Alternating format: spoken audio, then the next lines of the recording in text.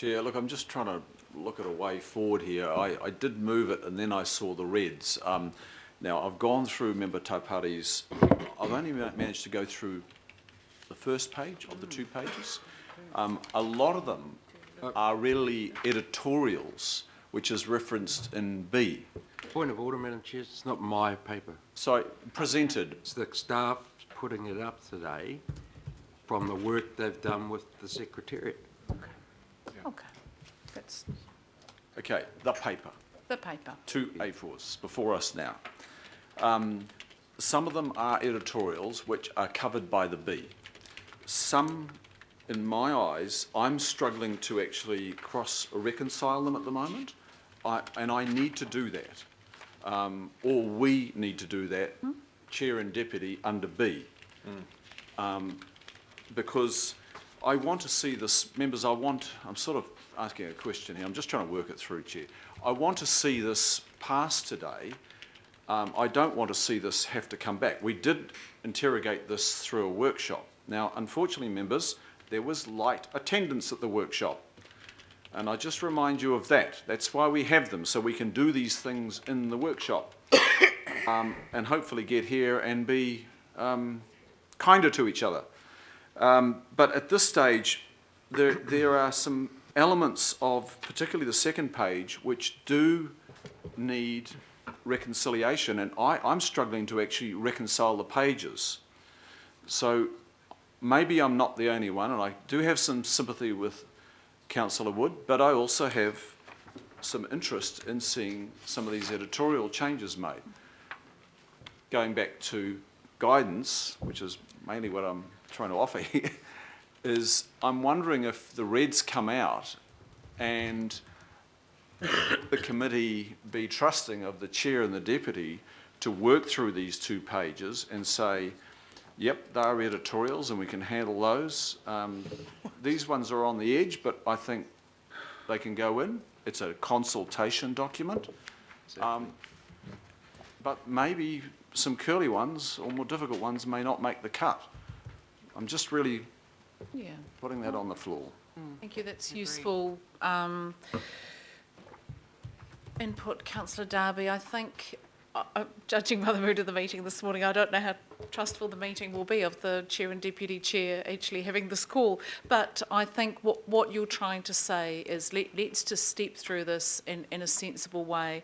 This is not the do or die document, because it's now going out to the community, who will give us very strong feedback on whether they want some of this there or not, which is why I was probably reasonably relaxed in saying let's accept the wording and then take feedback from the wider community. We're not the community. So members, there is that as an option, given that we may not be able to achieve all of that at this meeting. Councillor Darby, if you want to amend the recommendation and if there's a seconder, are you wanting to second Councillor Cashmore?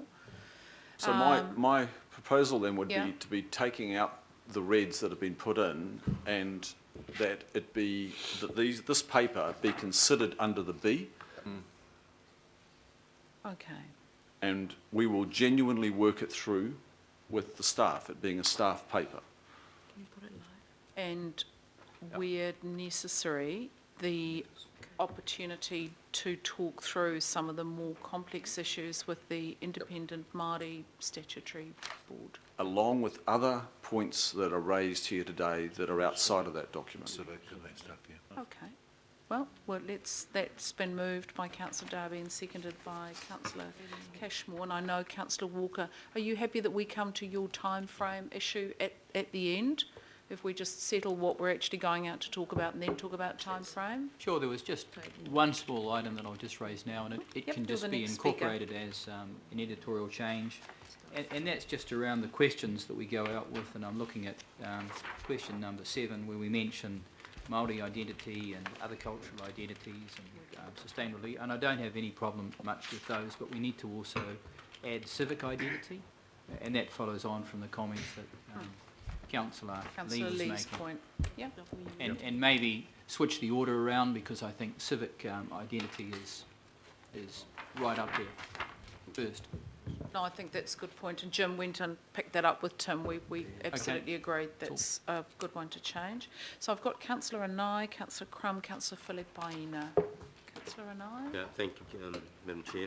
This is a consultation process. That's what we've got to accept.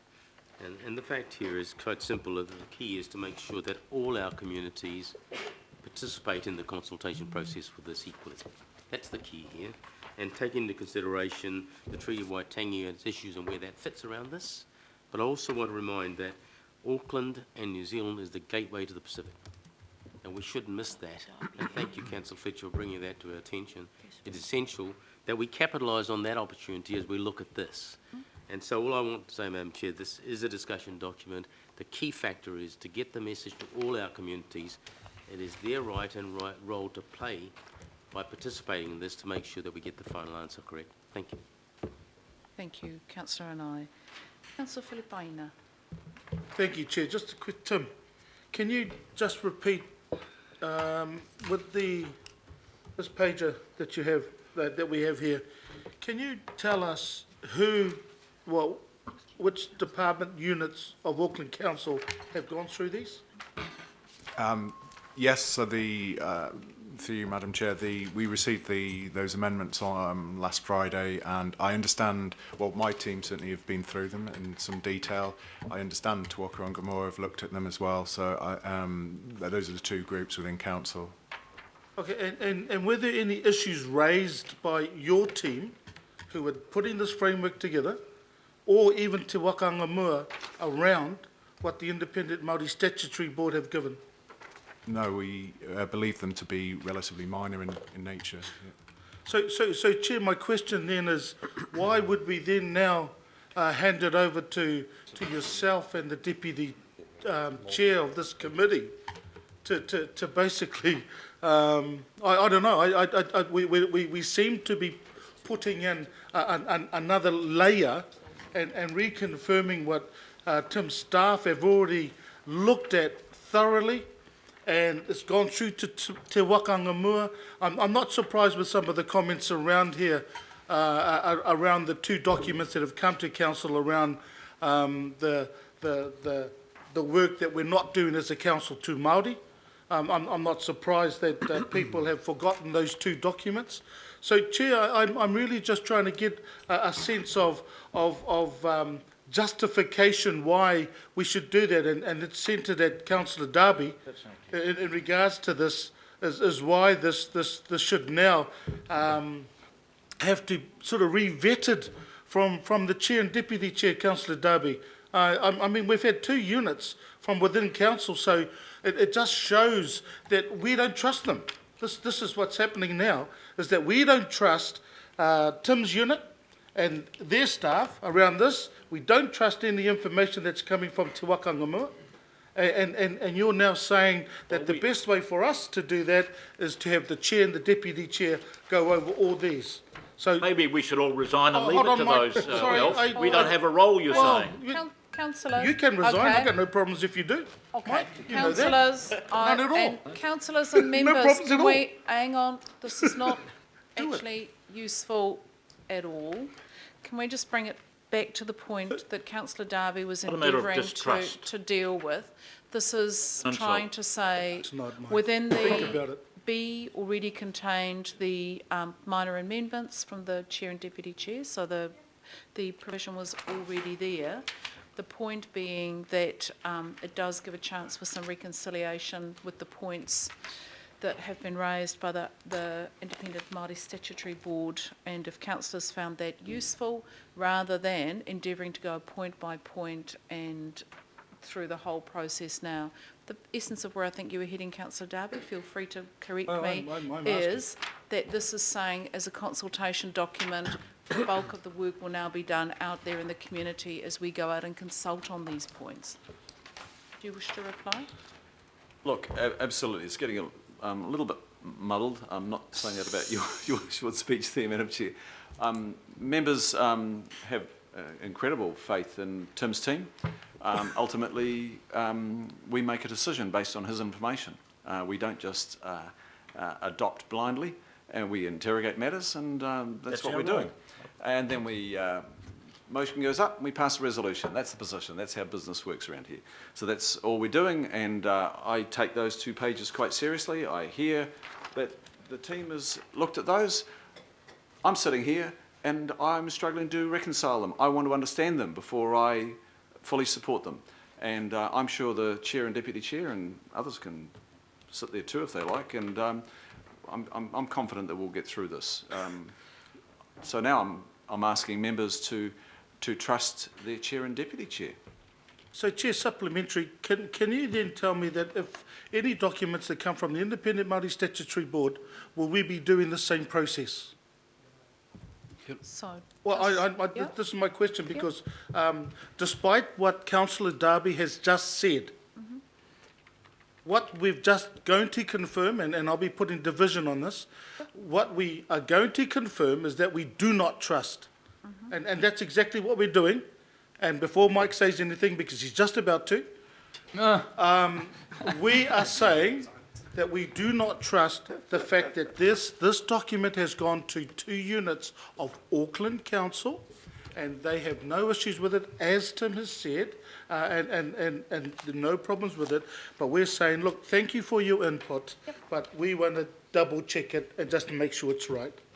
Madam Chair, it's probably worth me just clarifying the process that I imagined we'd undertake this week. So, having received the comments from the Independent Māori Statutory Board and tabling them today, we expected to present them to the Mana Whenua Hui tomorrow. The changes are largely to wording developed by 19 iwi group. So I was keen to give them the courtesy to have a review of those changes, but our view was that they were actually minor in nature. That would still be my intent tomorrow if that was something that the committee felt was appropriate. Madam Chair, So- point of clarification. Yeah. I put forward a suggestion before, and I was waiting for a response, where there are other streams of council work where clarification is required around this. I wondered whether you were going to allow Mr Quinn or Mr Kimpton to reply in an operational way as to whether a piece of policy could be made available to councillors for their guidance on these matters. So can I just be clear, are you asking for guidance on how we deal with suggestions to comply with iwi Maori Principles treaty of matters? treaty. Is that specifically what you wanted? Mr Quinn, it relates to other committees where issues have come up, where we're going up for consultation, Submissions. in submissions, where there is a desire to do the appropriate thing and reference to mana whenua or reference to the treaty. And I realise that that is a challenging, in a legal sense, we need to understand what we are undertaking, and I would appreciate some guidance on that so that we can act in accordance with the statutory environment that we're... Sure, so you want technical advice rather than general process advice, because they may not be exactly I the want same. technical advice Right. because we're getting into a really important Yep. No, that's good. I'm area smart. of legal definition. I just wanted to be clear, that's all. So, look, I'm happy to work on that. Thank you. And to bring That it would back be very helpful. for members, yeah. However, and that's a useful thing to do, but it won't resolve our impasse today, which is, I've got Councillor Lee, Councillor Cooper, Member Taipari, but just hang on a sec, Councillor Lee, we just need, Okay, the I just decision's wanna- reasonably simple that we need to make. We I want to either support- delegate this I want to to support- editorial changes, or we go through step by step No, by no, step. I think, Councillor Lee. Madam Chair, I am willing to trust the process. I am inclined to move amendments, but I am happy to trust the process as it goes through, and that means enabling the delegated councillors here to complete the document. I made my contribution on trying to be positive, emphasising the positive, and that is the civic nature of the Aotea Quarter. And civic is a root word for civilisation. Now, part of that civilisation, I want to remind members, is democratic government. That means our role is to question, our role is to review, our role is to challenge, our role is to amend the advice put to us by the unelected administration. That's our role, and that's our covenant of trust with the people who elected us. That's where trust comes into it. Challenging, pushing back, questioning is not a matter of trust or not, and I resent the tone that Councillor Filipaino is bringing to this debate. If we question anything, oh, you don't trust it, you know, that's almost threatening, and I object to that. Well, it's not. Okay. Maybe you can have And I'd ask him to think again about the way he uses language. No, I want to emphasise the positive and the democratic side of this thing. And we hear that. The only concern I have with the Independent Maori Statutory Board paper, because I believe we should be inclusive as possible, is the section on page 21, key place features and shapes, mana whenua, and how that, and I question how that relates to the principles of the Treaty of Waitangi. I question that very, very strongly, and I believe it is inappropriate in a document which is about place features and shapes. Thank you. You don't trust